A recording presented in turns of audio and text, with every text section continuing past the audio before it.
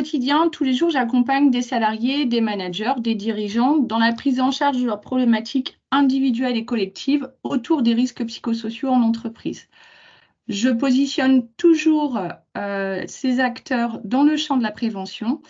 Et puis, je suis également manager de proximité et j'essaie d'accompagner au mieux chaque jour mon équipe de travailleurs sociaux dans leurs fonctions, dans de bonnes conditions. Alors, le programme aujourd'hui qui nous réunit, le thème effectivement, c'est celui de la santé mentale. L'idée, c'est de vous mettre en appétit autour de ce sujet en vous donnant les grandes lignes de la formation qu'on vous propose de suivre au sein d'Artemis Academy. On vous livrera plus en détail en fin de webinaire les modalités de la formation, c'est-à-dire la durée, la cible, les prérequis, etc. Là, on est parti pour 45 minutes de présentation. Et puis, comme vous l'a dit Charlotte, on a un chat qui nous permettra de répondre en une quinzaine de minutes à peu près à une sélection de questions. Je vous prie de m'excuser par avance. L'exercice du webinaire fait toujours qu'il n'y a pas d'interaction. La formation est très interactive, mais en webinaire, on l'est beaucoup moins. Voilà. Alors, donc, rentrons dans le vif du sujet, la santé mentale. Tout d'abord, en introduction, ce que j'aimerais vous rappeler, c'est que la santé, elle est à la fois physique et mentale. Et que cette santé, l'employeur est tenu par l'obligation de la préserver. Alors, sur le sujet précis de la santé mentale, elle connaît plusieurs définitions. Certaines mettent l'accent sur le bien-être psychologique et d'autres définitions considèrent que la santé mentale, c'est l'absence d'un trouble psychique. Pour ma part, j'ai fait le choix de retenir la définition de l'OMS parce que c'est celle qui fait le plus consensus dans notre société. C'est aussi celle qui est retenue par l'organisme Premier Secours en Santé Mentale France, autrement appelé également PSSM, qui est l'organisme qui déploie les formations de premier secours civique en santé mentale. J'ai moi-même été formée et je suis secouriste en santé mentale. Si on regarde cette définition de la santé mentale selon l'OMS, donc c'est un état de bien-être qui permet à chacun de réaliser son potentiel, de faire face aux difficultés normales de la vie et de travailler avec succès de manière productive et d'être en mesure d'apporter une contribution à la communauté. Donc, on peut retenir que le concept de santé mentale a une définition bien précise. Ce qu'il faut retenir aussi, c'est que la santé, ce n'est pas juste l'absence de maladie, qu'elle soit physique ou mentale, et qu'il n'y a pas de santé sans santé mentale. La santé mentale, elle correspond à un état psychologique ou émotionnel d'une personne à un moment donné. Cet état est en recherche d'équilibre constante. Cet équilibre peut être rompu, puis rétabli. Et d'ailleurs, vous noterez au passage qu'en matière de santé mentale, on ne parle jamais de guérison, mais toujours de rétablissement. C'est le concept lié à la santé mentale. Le schéma à droite du diaporama vous permet de voir sur une illustration cette recherche constante d'équilibre que tout individu cherche à faire entre d'un côté les ressources qu'il peut mobiliser pour se sentir bien et faire face de l'autre côté aux contraintes ou obstacles qu'il rencontre dans son existence. Et cet état-là, il varie tout au long de la vie, donc c'est vraiment un exercice constant. Et personne n'est épargné. C'est pour ça que le premier objectif de toutes les formations en santé mentale a toujours pour objectif premier de lutter contre la stigmatisation. Parce que déstigmatiser, c'est déjà protéger. C'est offrir un cadre rassurant. C'est croire que si un jour, moi, je suis atteint, je trouverai de l'aide autour de moi, plutôt que du rejet, du jugement ou de la critique. D'ailleurs, on peut noter que dans nos goûts artistiques, on s'accommode assez facilement de la santé mentale. On peut penser à des célébrités telles que Stromae ou Louane qui ont par exemple parlé ouvertement de leur dépression. Pour refaire le lien avec le travail, je tiens à vous préciser que cet équilibre-là que vous voyez à l'écran, des ressources et des contraintes, c'est aussi celle qui est recherchée en matière de RPS, les fameux risques psychosociaux. C'est cette fameuse balance du stress qui est établie par Sigrist. Donc, cette balance des contraintes des ressources qui, au niveau du stress, positionne le point d'équilibre au niveau de la perception de l'individu. C'est cette balance qui permet de mesurer quand est-ce qu'on bascule du stress au stress chronique. Et le stress chronique est toujours délétère pour la santé. Donc, on peut poursuivre notre approche du concept de la santé mentale en abordant la notion de continuum. Puisqu'on vient de le voir, la santé mentale n'est pas un état statique, c'est un état qui évolue tout au long de la vie. On peut donc parler d'un continuum. Autrement dit, ce n'est pas parce qu'on est en bonne santé mentale aujourd'hui qu'on le sera demain, d'où l'importance de la prévention. Si on se positionne sur cette carte, je vais prendre le pointeur, allons-y, voilà. C'est un cadran, d'accord? Donc, on a une lecture circulaire de cette image. On peut voir en haut à gauche, là, sur ce premier quart, ce qu'on appelle le cadran supérieur gauche. Donc, si on fait la lecture là de ce cadran, on peut voir qu'on peut être dans une santé dite optimale en présence d'une maladie mentale ou autrement dit trouble psychique ou trouble psychiatrique. Donc, c'est-à-dire que la personne pourra avoir un trouble, mais être en capacité de maîtriser ses émotions, d'avoir un bon fonctionnement cognitif. C'est quelque chose qu'on peut avoir, par exemple, grâce à un traitement stabilisateur. Elle pourra accomplir ses activités de la vie, avoir des interactions positives avec son entourage. On pourra parler d'une forme d'épanouissement personnel, de satisfaction, de bien-être et de capacité de l'individu à faire face aux obstacles. Donc, ce cadran supérieur gauche, là, nous permet d'avoir une lecture qui permet de dire que la pathologie mentale ou la présence d'un trouble psychique n'est pas un obstacle à une vie enrichissante. À l'opposé de ce continuum, vous avez le cadran inférieur droit, ici, qui vous montre qu'on peut être en l'absence d'un trouble de santé mentale, tout en étant dans une situation où on va parfois, par exemple, se sentir mal, notamment parce que parfois, on va traverser des épreuves de la vie ou des situations de crise. Ça peut être le cas de manière plus ou moins légère, par exemple, une rupture amoureuse. Une rupture amoureuse, on va peut-être se dire que je vais être en capacité de continuer à travailler. Par contre, je vais avoir besoin de me changer les idées. Je vais peut-être être un peu moins performant pendant quelques temps, mais bon, globalement, mon fonctionnement va rester satisfaisant. Mais il peut y avoir des situations plus graves, telles que par exemple un deuil. Et là, la détresse psychologique va s'installer, va empêcher la personne de travailler, de dormir, de vaquer à ses occupations quotidiennes. On pourra parler d'une atteinte à sa santé mentale, mais pour autant, on ne parlera pas nécessairement de troubles de la santé mentale. On sera quand même certainement en présence d'un besoin de soutien et d'aide d'un professionnel. Donc cette santé mentale-là dégradée, ce qu'on voit, c'est qu'en fait, elle peut à la fois recouvrir des périodes de fragilité psychologique au cours desquelles notre capacité à affronter le quotidien pourrait être altérée. Et donc, elle va varier de cette fragilité à éventuellement la présence d'un trouble et où on va être en recherche permanente d'un équilibre entre ces deux pôles dits positifs et négatifs. Donc, si on conclut sur la notion de santé mentale, elle ne se résume pas à l'absence d'un trouble psychique. Elle évolue tout au long de la vie et nous sommes donc tous concernés.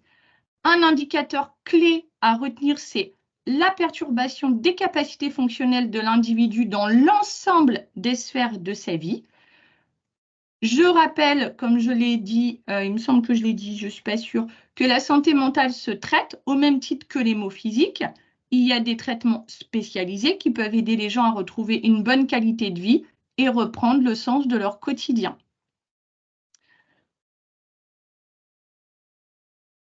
Sur cette slide suivante, l'idée, c'est de creuser les 3 dimensions de la santé mentale. Les 3 dimensions que vous retrouvez là, celle où on va parler de troubles psychiques ou psychiatriques, celle de la souffrance psychique et celle de la santé mentale positive, les 3 petites bulles. Alors, les troubles psychiques. Un trouble psychique se diagnostique. il y a une profusion de termes pour désigner les troubles psychiques. Maladie mentale, affection psychique, pathologie mentale, maladie psychiatrique. Il y a un langage familier aussi auquel il faut prêter attention parce que c'est un langage stigmatisant. Dans le langage courant, on va dire fou, malade mental, cinglé, timbré, détraqué. C'est des termes qui favorisent la stigmatisation et qu'on s'engage en fin de formation en santé mentale à ne plus utiliser dans la vie de tous les jours et dans la vie professionnelle surtout. Le trouble psychique, donc, il va s'inscrire dans la durée et il va altérer la capacité de la personne à travailler, à effectuer ses actes de la vie quotidienne. On peut aussi parler d'un trouble psychiatrique. Donc, lui aussi, il se diagnostique, mais il impose une notion d'altération majeure. Donc, en fait, c'est une question de nuance et de degré. Le trouble psychique, on pourra aussi l'évoquer, par exemple, dans le cas où on a les symptômes d'une maladie mentale psychiatrique, mais qui ne sont pas suffisamment sévères pour qu'on puisse vraiment poser un diagnostic complet. Donc, on parlera d'un trouble plutôt que de la pathologie. Donc là, on voit bien sur cette première approche-là que la différence, elle réside souvent dans la nuance et le degré d'atteinte. Alors, les épisodes de troubles psychiques, on peut en avoir un seul au cours de sa vie. On peut en vivre plusieurs, entrecoupés de périodes de bien-être mental. Ça, c'est variable d'une personne à l'autre. Alors, parfois, il n'y a pas forcément de symptômes ou d'altération pour poser un diagnostic, ce qui n'empêche pas que la personne, elle souffre. Donc, on parlera de souffrance psychique. La souffrance psychique, elle n'est pas forcément chronique. Les symptômes peuvent être faibles et passagers. Par contre, moi, j'ai un gros point de vigilance sur la souffrance psychique. C'est celle qui, dans plus de 80%, amène les consultations auprès des professionnels de l'accompagnement comme moi, consultants, travailleurs sociaux, psychosociologues, etc. C'est que ce sont en fait des points de basculement. C'est là où éventuellement on va basculer du stress au stress chronique, de la déprime à la dépression, de l'anxiété au trouble anxieux généralisé. Donc, c'est vraiment un gros point de vigilance. La troisième bulle, excusez-moi, que vous voyez ici, c'est celle relative à la santé mentale positive. Donc, elle recouvre là le bien-être, l'épanouissement. Elle fait appel aux ressources psychologiques et aux capacités de l'individu à être en interaction. Cette santé mentale, c'est celle qui permet de gérer les problèmes du quotidien, de relever des défis et de surmonter les épreuves de la vie. Elle est corrélée par des facteurs qui peuvent être de risque ou de protection. On y reviendra tout à l'heure sur ces facteurs de risque et de protection. Par contre, ce qu'on sait aujourd'hui, c'est que les recherches indiquent que les troubles psychiques sont causés par l'interaction entre ces facteurs, entre excusez-moi, c'est ces interactions-là qui amèneraient à des perturbations dans le cerveau. Interaction entre les aspects individuels de la personne, c'est-à-dire mes prédispositions héréditaires, par exemple, mon entourage, ma famille, mes amis, et mon environnement, la société, mes activités sociales, les loisirs et le travail. Donc, c'est cette rencontre entre vulnérabilité individuelle, entourage, environnement, qui peut conduire éventuellement à des perturbations et des troubles psychiques. Donc, quand on a compris ça, cet aspect multifactoriel, ça nous permet de mettre l'accent sur le fait qu'il n'y a pas que des facteurs individuels. C'est quelque chose qu'on entend trop souvent au travail. C'est lié à l'individu, à la personne. Non, il y a toujours une rencontre avec un environnement. Et c'est là qu'on est tous co-responsables et qu'on voit déjà qu'il y a des zones de protection, qu'il y a des zones d'action pour nous tous au travail et bien sûr plus particulièrement pour les managers. Alors, pendant la formation, on va aller creuser les 6 troubles psychiques les plus courants, repérer les signaux faibles qui nous permettent de nous mettre en alerte et de créer un faisceau d'indicateurs, les symptômes d'alerte, les crises associées, telles que par exemple la crise suicidaire. Pour autant, il faut rester objectif. Hein. L'objectif, ce n'est pas de devenir des experts, ce n'est pas d'être en capacité de poser un diagnostic. L'objectif, c'est simplement d'être en capacité de repérer si une personne a besoin d'aide. d'être en capacité d'intégrer la notion de non-stigmatisation, d'être en capacité d'aller vers une personne et de lui proposer son aide. Avoir en tête le continuum que je vous ai présenté tout à l'heure, ça me permet aussi de me projeter dans un avenir où la situation peut être rétablie. Et ça, c'est important aussi d'avoir ça en tête, notamment au travail. Ça permet d'introduire les notions, par exemple, de maintien dans l'emploi, d'accompagnement au retour à l'emploi, prévention de la désinsertion professionnelle, etc., etc. Et surtout d'introduire une notion essentielle qui est celle du lien, le lien entre collègues, le lien entre manager et collaborateur et la notion d'équilibre des relations de travail. Alors, quelques chiffres. 12% des femmes et 6% des hommes âgés de 30 à 55 ans qui travaillent déclarent souffrir d'au moins un trouble mental. Les troubles psychiques sont la première cause d'arrêt maladie longue durée et première cause d'invalidité. Une période de chômage longue constitue un risque majeur de dégradation de l'état de santé mentale et les personnes qui vivent avec un trouble psychique sont 2 à 3 fois plus en risque d'être au chômage que les personnes en bonne santé. Alors, vous noterez au passage les dates, c'est parce que c'est les dates des études gouvernementales qui sont faites à des rythmes spécifiques et autour de thèmes particuliers. Donc, ce ne sont pas, par exemple, des cabinets d'audit RH qui, eux, font des enquêtes annuelles. Ce qu'on voit sur ces sites, sur ces chiffres, ce qu'on peut noter, c'est le cercle vicieux d'enfermement et d'isolement du trouble qui va accroître considérablement le risque pour une personne d'être au chômage et, pendant cette période de chômage, d'accroître sa pathologie. Donc, c'est vraiment un cercle vicieux et qui nous permet de nous dire qu'il y a vraiment un gros enjeu sur la prévention de la désinsertion professionnelle et l'accompagnement au retour au travail, l'accompagnement au retravail, au reclassement, pardon, l'accompagnement à la reconnaissance du statut de personne protégée. Et ça, ce sont des atouts à développer dans vos entreprises, dans votre posture managériale, cette capacité à maintenir le lien avec vos employés et à aménager leurs conditions de travail. Alors, on revient sur ces fameux facteurs de risque et de protection là, que je vous présentais tout à l'heure. Si vous jetez un œil au schéma suivant, vous allez voir d'un côté, à gauche, des facteurs qui nous sont individuels, qui sont propres à notre personne, à notre parcours de vie, la personnalité, la capacité de la personne à faire face à ses émotions, son estime personnelle, les événements marquants qu'elle a rencontrés. Et vous voyez à droite ceux qui sont plutôt liés à son environnement, les conditions de travail, le logement, la sécurité, la solidarité, l'accès à l'éducation, l'accès aux soins, la culture, les éventuelles discriminations que je peux subir du fait de mon origine, de ma religion, de mon genre, de mon orientation sexuelle. Et on voit que le travail apparaît dans les facteurs de protection. Alors, le travail, c'est quoi? C'est à la fois avoir un travail, parce que ça permet l'accès aux relations sociales, à un revenu stable, à moins de précarité. C'est aussi être au travail, mes relations avec mes collègues, avec ma hiérarchie, comment le travail est pour moi une source d'épanouissement, une manière de me réaliser, une source de reconnaissance. Et c'est à la fois cet avoir et cet être qui fait que le travail devient un facteur de protection. Maintenant, quand il a identifié que c'était un facteur de protection, c'est facile en fait. On retourne la carte. Si c'est un facteur de protection, c'est aussi un facteur de risque.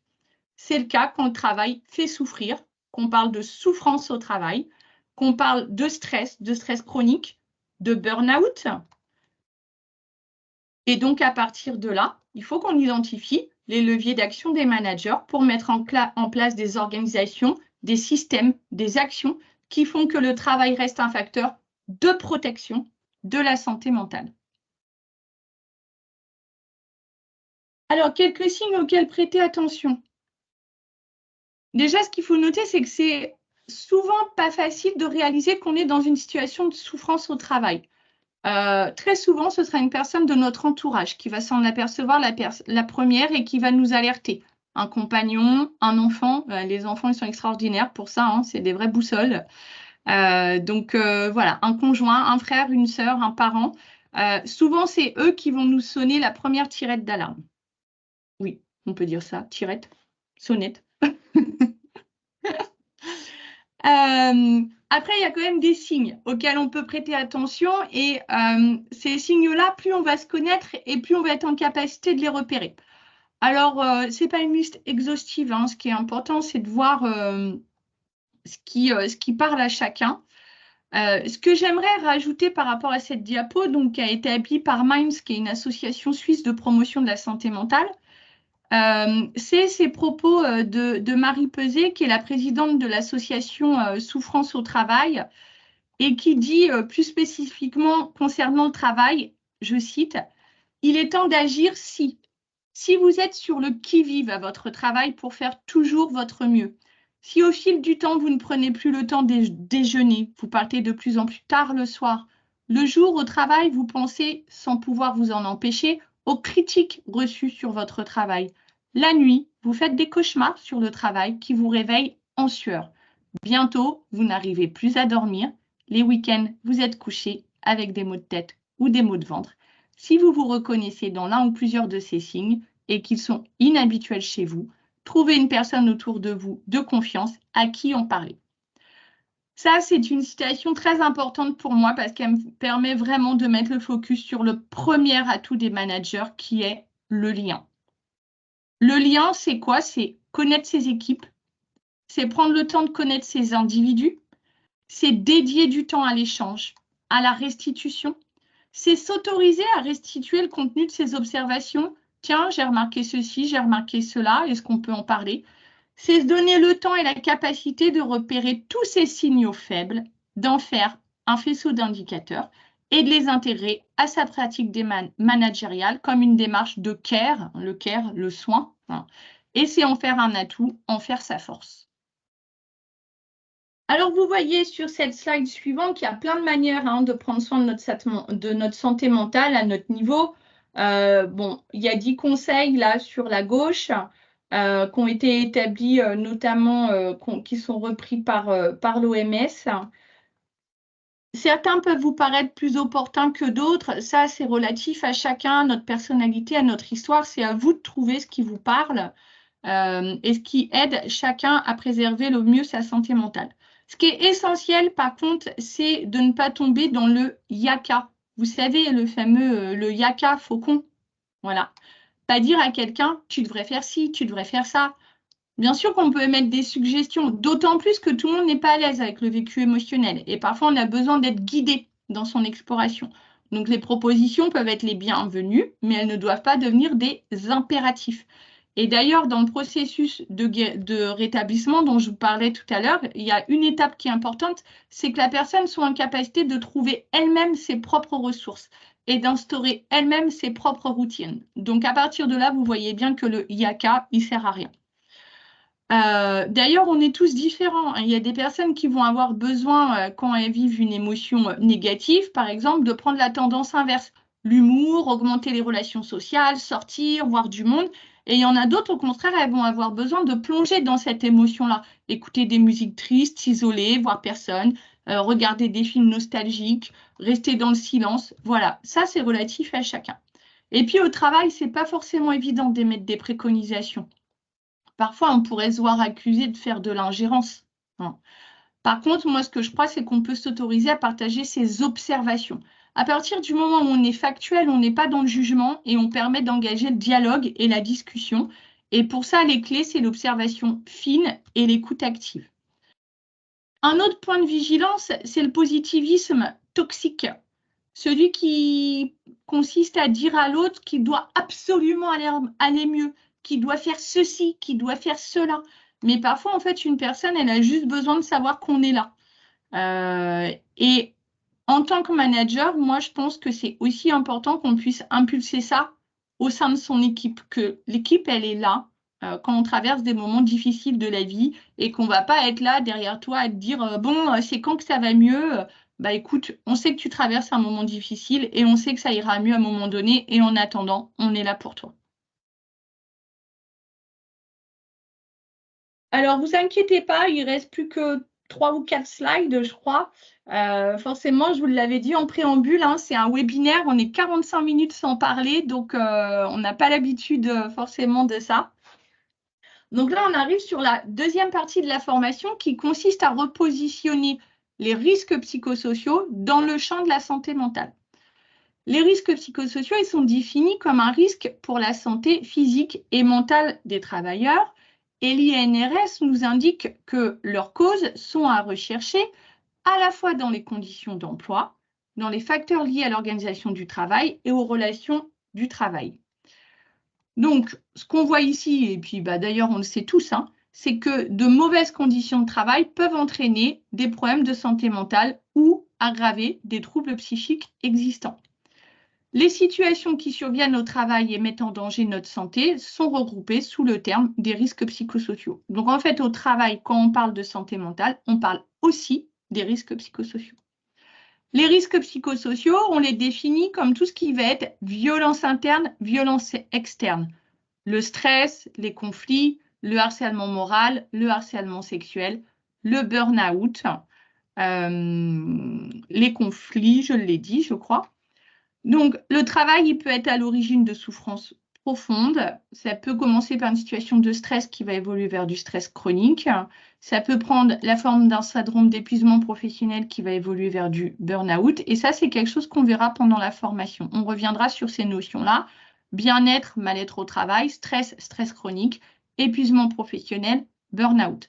Par contre, la notion de harcèlement moral, qui fait partie des risques psychosociaux, on ne la voit pas pendant la formation parce que c'est avant tout une notion juridique qui nécessite d'introduire un gros cadre réglementaire et qui donc fait l'objet d'une autre formation qui tourne autour du harcèlement moral et du harcèlement sexuel, mais qu'on n'approfondit pas sur cette formation-là relative à la santé mentale.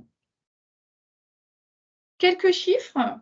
Vous les voyez là, hein, 45% des actifs français déclarent souvent devoir se dépêcher, 27% devoir déclarer cacher leurs émotions au travail, faire semblant d'être de bonne humeur, 9% devoir faire des choses au travail qu'ils désapprouvent, 30% avoir subi au moins un comportement hostile dans le cadre de leur travail au cours des 12 derniers mois, 25% devoir faire appel à d'autres en cas d'incident et 20% craignent de perdre leur emploi.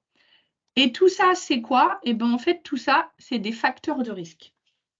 C'est des facteurs de risque. Les facteurs de risque, on en connaît 6 qui sont identifiés par l'INRS. C'est celui autour des exigences et de l'intensité au travail. Par exemple, la charge accrue qu'on a sur les plateaux d'appel dans certaines industries aussi, ou alors le flux informationnel très dense qui est lié au mail.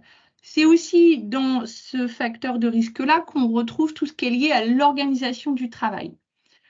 Ensuite, on a un facteur de risque qui est celui des exigences émotionnelles. Donc là, c'est essentiellement les métiers en contact avec le public, les métiers de l'empathie, les métiers au contact de la souffrance, les métiers où on doit cacher ses émotions. Les gendarmes, les travailleurs sociaux, les infirmiers, les médecins, les agents de sécurité. C'est très présent dans les métiers du soin et de la relation. Mais ça peut aussi être quand on est confronté à des plans de sauvegarde de l'emploi, par exemple, et de devoir gérer en tant que RH cet aspect où on va être au contact d'émotions très très lourdes de ses collègues qui sont en souffrance dans le cadre de ce plan de sauvegarde. Sur le volet autonomie, alors là, c'est très très large, hein. C'est la liberté de décider comment je travaille, d'interrompre mon travail quand je veux, ce qui n'est pas possible, par exemple, si je fais du travail à la chaîne. Travail à la chaîne, je dois suivre la cadence qui est imposée par la machine. C'est la possibilité d'utiliser mes connaissances et de les accroître. Là aussi, il y a un certain nombre de métiers qui limitent ces capacités-là. C'est la possibilité de participer, de décider à la fois comment je m'organise dans mes tâches et comment je peux les interrompre. Donc, on voit bien qu'il y a certains métiers qui limitent énormément cette autonomie-là et qui donc sont d'autant plus en facteur de risque. Les rapports sociaux au travail, c'est quoi? C'est le soutien entre les collègues, c'est le soutien de la hiérarchie, c'est la reconnaissance, c'est la coopération, c'est l'entraide, c'est ne pas se sentir isolé, c'est ne pas être exposé à des situations de tension qui peuvent amener à des conflits. C'est certaines pratiques de leadership ou de management, d'organisation du travail qui ne sont pas favorables à des relations de travail entre collègues. Je pense par exemple à des milieux très compétitif, où on met les travailleurs en compétition les uns avec les autres. Et le facteur contrainte et insécurité, c'est celui qui va influencer la capacité des travailleurs à tenir leur travail jusqu'à la retraite. Et on voit qu'il y a 37% des travailleurs qui pensent qu'ils ne pourront pas tenir leur travail jusqu'à la retraite et donc ils sont exposés à ce facteur d'insécurité économique. Le diagnostic précis de chacun de ces facteurs de risque permet de déterminer précisément les leviers d'action. En fait, chaque facteur de risque se transforme en un levier d'action, en des propositions, en des plans d'action. Et ensuite, on essaye d'identifier nos propres atouts managériaux pour relever, pour transformer ces facteurs de risque en facteurs de protection. Et ça, c'est un exercice qu'on fera pendant la formation.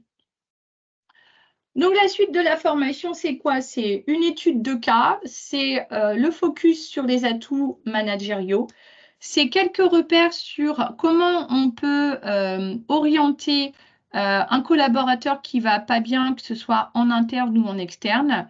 C'est une introduction à l'exercice d'entretien managérial empathique et c'est un certain nombre de ressources. Le programme, le voici. Donc, on arrive à la fin de ce webinaire. J'espère qu'il vous a donné envie d'aller plus loin dans la prise en compte de ce sujet en entreprise. Je vous mets ici le programme qu'on vous propose. Cette formation, actuellement, on la propose sur 1 jour et demi avec un calendrier qui est du mois de mai au mois de juillet à peu près pour l'instant. Il n'y a pas de prérequis. Après, c'est vrai que l'entretien managérial, etc., ça cible plutôt les managers, mais ça peut aussi cibler des personnes qui sont beaucoup en relation dans leur travail. Ça peut aussi cibler des personnes qui ont un vœu d'évolution professionnelle.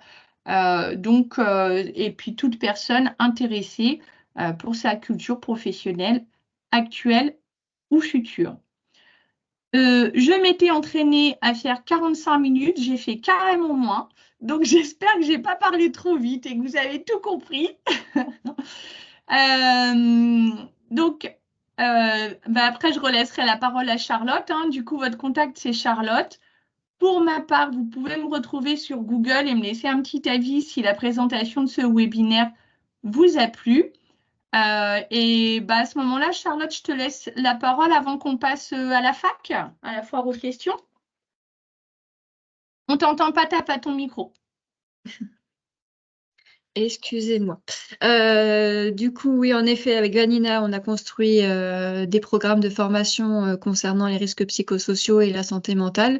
N'hésitez pas à nous consulter. On a ouvert des dates aussi également, donc n'hésitez pas à nous écrire sur notre boîte mail contact@artemisacademy.fr. Pour ceux qui nous connaissent, vous connaissez notre numéro de portable avec Anne-Cécile Billard, mon assistante commerciale. Donc voilà. Est-ce que vous avez des questions suite à ce webinaire, les remontées ou voilà, ou quoi que ce soit? Il y a eu des questions dans le chat ou pas? Non, pour l'instant, non. Pour l'instant, Ok. non. Ça devrait pas tarder. Bon, on le fait en direct live, hein, sinon. Alors, si Oui. nous avons une question. Donc, Chloé veut un petit mail avec les programmes de formation et les prochaines sessions, etc. Pas de souci, Chloé, je vous transmets cela avec plaisir. Est-ce que le webinaire a été clair pour tout le monde? N'hésitez pas à le mettre dans le chat également. Voilà.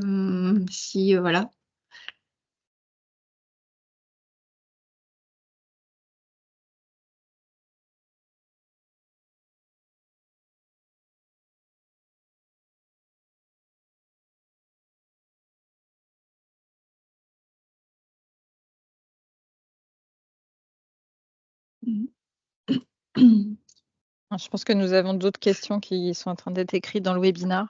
Oui, c'est pour Pas ça. de problème, on attend, on vous laisse.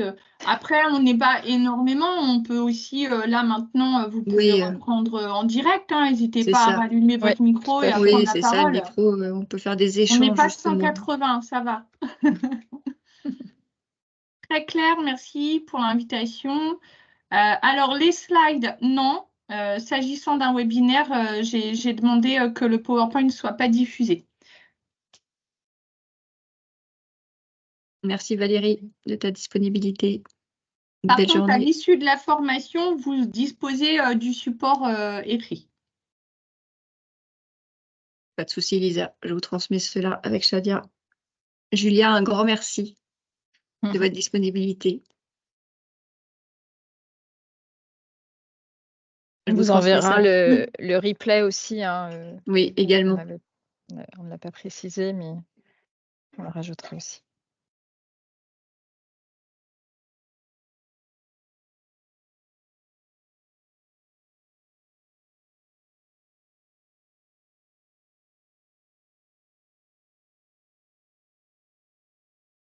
En tout cas, merci de vos réactions. Si c'était très clair, mais c'est bien. Hein, si ça amène pas beaucoup de questions, effectivement, c'est que c'était clair.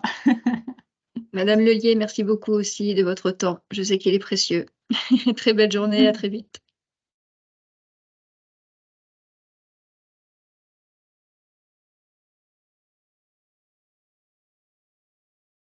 Ah, si tout était clair, tant mieux.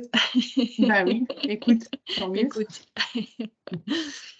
Ah, c'est un sujet important, la santé mentale, donc, et qui déborde aussi sur les risques psychosociaux. Il faut en prendre conscience, en effet. Merci, Lisa.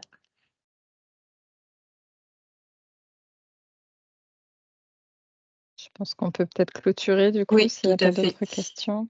Merci à vous pour votre temps. Je sais qu'il est précieux en ce moment. Et puis, très belle journée en ce jour de printemps. Ah oui, c'est vrai. Et oui. Vous nous Et avez c'est ramené le soleil. Ouais, on va essayer. Et c'est la Merci journée beaucoup mondiale à tous. De la trisomie. de la trisomie trisomie également. 21. Tout à fait. À vos chaussettes. À C'est vos ça. chaussettes. Tout à Ah fait. oui, c'est ça, les Nous chaussettes. comptons sur, Les nous comptons chaussettes. sur vous. Oui, On oui. compte. Tu pourras compter sur nous. On Pas va de faire souci. des photos tout à l'heure. Exactement. On perd pas le nord, hein, tu sais. Ah, Jamais. jamais. Merci beaucoup en tout cas à tout le monde. Très belle Merci à journée. tous. C'est un Merci plaisir à de vous vous. retrouver. Merci, belle journée. Au revoir. Merci Au revoir. Vanina. Merci Charlotte. Merci Merci Anne-Cécile. à vous. Merci Vanina. Bonne Merci journée. Stéphanie Au pour revoir. l'organisation. Charlotte, Merci.